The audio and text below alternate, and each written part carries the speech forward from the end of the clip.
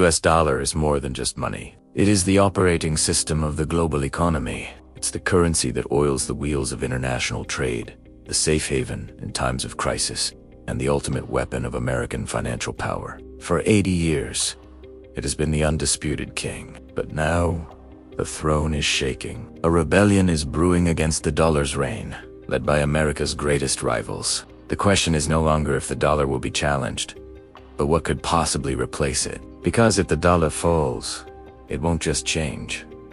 It will rewrite the entire world order. In the next few moments, we will analyze the greatest power shift of the 21st century. We will reveal why China's yuan is a paper tiger, fundamentally incapable of dethroning the dollar. We will expose the euro's fatal flaw that prevents it from ever becoming the world's premier currency. We will investigate a shocking new contender that isn't a country at all, but a digital idea from central banks. And we will name the single most likely successor to the dollar scenario that doesn't involve a new king, but the end of the monarchy itself. The future of global power depends on the answer. To understand what could replace the dollar, you must first understand the immense fortress that protects it. The dollar's dominance rests on four unshakable pillars, a combination no other currency has ever matched. First, deep, liquid financial markets. The US has the world's largest, most transparent,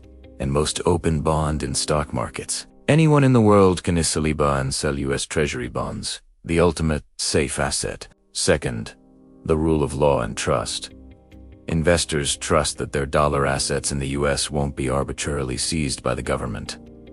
The sanctity of contract is sacred. Third, a massive, open economy. The US is the world's largest importer and one of its largest exporters, creating natural, constant demand for dollars to buy and sell goods. And fourth, most crucially, military and geopolitical power. The US Navy guarantees the sea lanes of global trade, and America's alliance system creates a network of nations inherently tied to the dollar's stability. These four pillars create a network effect so powerful that leaving the dollar system is like leaving the internet but incredibly costly and isolating. Any challenger must rebuild this entire ecosystem from scratch. The most obvious and most talked about challenger is the Chinese yuan, on the surface, it has the credentials.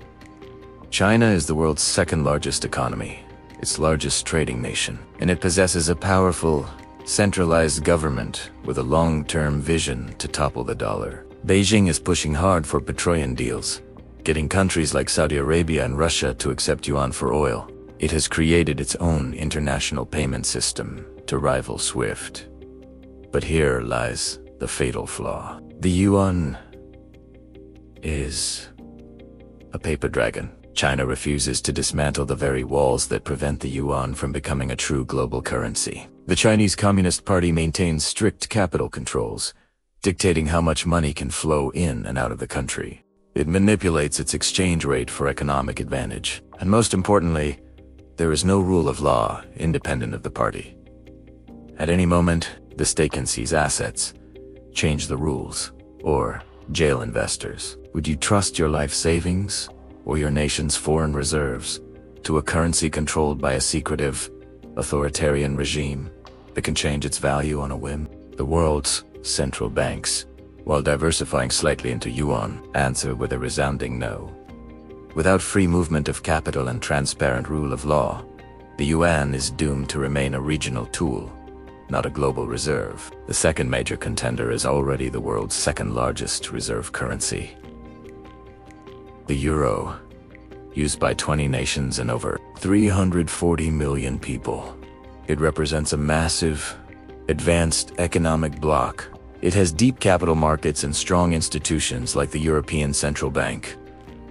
But the euro suffers from a fundamental, existential design flaw.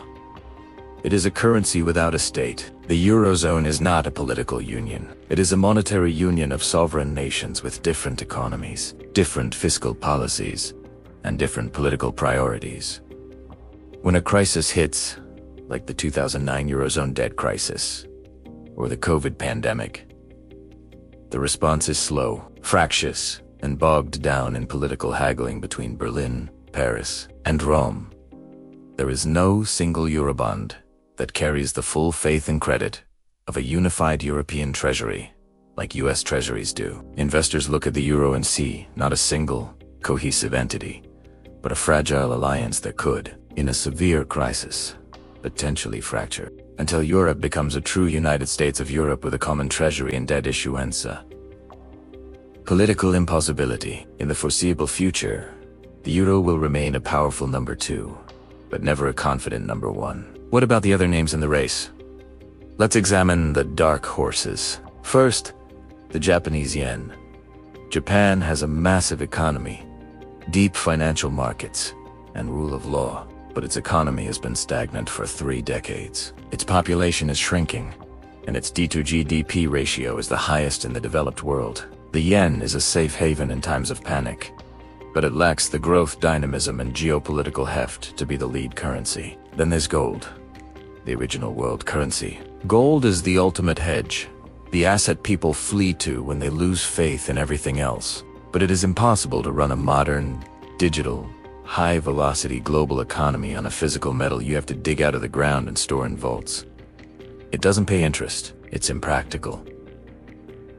And finally, cryptocurrencies like Bitcoin. They are decentralized and borderless, but they're also wildly volatile, used for illicit activity, and lack any state backing or legal framework. No major economy will ever cede its monetary sovereignty to a speculative digital asset controlled by anonymous miners. These are hedges, alternatives, or speculations, not viable replacements for the system's core. So far, we have a landscape where the incumbent dollar looks unbeatable. The yuan is shackled by its own government. The euro is paralyzed by committee, and the dark horses are non-starters. It seems the dollar's throne is secure, but that analysis misses the true nature of the revolution underway. In part those, we will explore the real threat to the dollar, which isn't a single currency, but a change in the very architecture of money itself. We will reveal the quiet project between former enemies to create a new trade currency. We will dive into the digital future being built by central banks that could bypass the dollar entirely. And we will present the most likely scenario for the end of dollar supremacy, a future with no single king, but many competing princes. The search for a single dollar replacement seems futile. But what if the rebels aren't trying to crown a new king? What if their goal is to burn down the palace altogether? The real challenge to the dollar isn't about finding a better currency. It's about building a system where you don't need the dollar at all. This is the silent, structural war for the future of finance. The most realistic short-term future is not a new hegemon, but a multipolar currency world.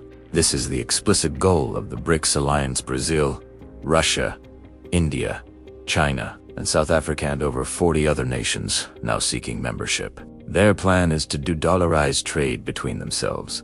Instead of forcing everyone to use dollars, they're making bilateral deals. India buys Russian oil in rupees. China buys Saudi oil in yuan. Brazil and China trade in their own currencies. They are also discussing a common BRICS trading currency, likely a basket of their national currencies, similar to the IMF's special drawing rights est. This would be an accounting unit used for trade between them, reducing their collective exposure to the dollar. This is a slow, pragmatic erosion, not a sudden coup. It creates a fragmented system where the dollar is still dominant globally, but its share slowly shrinks as large blocks of the world economy operate in their own monetary spheres. The weaponization of the dollar through sanctions against Russia has been the greatest accelerant of this trend, convincing every nation that being too dependent on the dollar is a strategic vulnerability. Now, enter the technological revolution that could make this multipolar world a reality. Central bank digital currencies, or CBDCs. Imagine a digital version of the yuan, the euro, or the dollar, issued directly by the central bank. This isn't like a bank transfer or PayPal. This is programmable money. This is where the game changes. China is years ahead with its digital yuan, the e-CNY. It is designed not just for domestic use, but for cross-border transactions. The terrifyingly efficient vision is this: a Brazilian importer and a Chinese exporter could instantly settle a trade in digital yuan on a common platform, bypassing the US dollar-based banking system, SWIFT, and American sanctions entirely. It's fast, cheap, and leaves no trail for the US to track or block. The US is playing catch-up, debating a digital dollar. But if China, or a coalition of nations, establishes the technical standards and network for CBDC-based trade, they could create a parallel financial universe that slowly bleeds the dollar system of its relevance. This is the 21st century battleground. Not tanks on borders, but code on servers. There is one wild-card idea, whispered in the halls of Moscow and Riyadh. That could be a true dollar killer, a new currency backed by a basket of commodities. Imagine if Russia, Saudi Arabia, and other major commodity exporters of oil, gas, wheat, gold, and metals formed an alliance. They could create a new trading unit. Let's call it the resource currency, that is directly exchangeable for a fixed amount of these physical goods. This currency would have intrinsic value, backed by the real stuff the world needs to run. For a commodity importing nation, holding this currency would be like holding an insurance policy against inflation and supply shocks. It would be the ultimate, stable store of value. The geopolitical power shift would be seismic. The nations that control the world as physical resources would also control its money, wresting that power away from the financial wizards of Wall Street. The logistical and political hurdles are enormous, but the mere threat of such a move gives these nations incredible leverage and is a constant reminder to Washington that its financial power rests on a fragile consensus. Ultimately, the greatest threat to the US dollar comes not from external rivals, but from internal mismanagement. The dollar's dominance allows America to live beyond its means, to finance staggering deficits because the world eagerly lends it money. But this exorbitant privilege could become an exorbitant burden. The US national debt is now over $34 trillion and climbing. If the world ever loses faith that America can or will get its fiscal house in order, the game is over. If creditors believe the only way out of this debt is through high inflation that erodes the value of the dollars they hold, or worse, through some form of default, the stampede for the exits will be historic.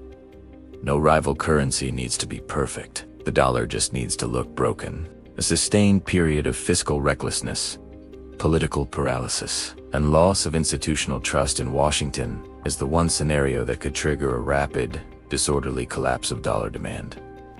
America's enemies don't need to build a better system. They just need to wait for America to degrade its own. So, which country could replace the US dollar? The honest answer is, no single country will.